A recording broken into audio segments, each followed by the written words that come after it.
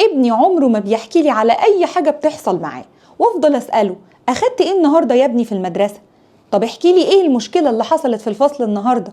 وفاجأ إن كل الأمهات ولادهم بيتكلموا وبيحكوا لهم كل حاجة، وأنا آخر من يعلم، مش عارفة العيب فيا ولا فيه.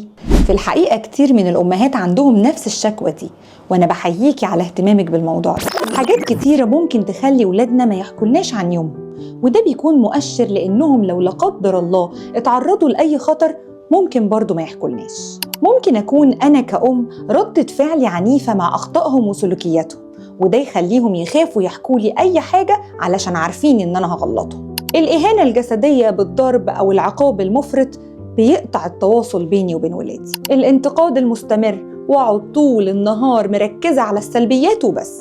وممكن كمان أكون بفضح سره واحكيه لكل من هب ودب. ده ممكن كمان أكون أصلا ما بسمعوش باهتمام لما يحكي لي حاجة، لا واستهزأ بكلامه. طب تفتكروا نحل الموضوع ده ازاي؟ أول حاجة محتاجة أعملها أخصص وقت خاص بابني أسمعه باهتمام وحب، وبعدين مفيش مانع إن أشجعه على إنه يحكي لي، بإني مثلا أبتدي بنفسي أحكي له حاجة حصلت لي عن يومي أو مشكلة مثلا بتواجهني وأطلب رأيه فيها. تاني حاجة لما يبدأ يحكي لي أحترم شجاعته وأحييه عليها، وأبعد عن الحكم عليه واللوم والانتقاد بنفس الصباع، واستبدلهم بقى بالأسئلة. تفتكر اللي حصل ده حصل ليه؟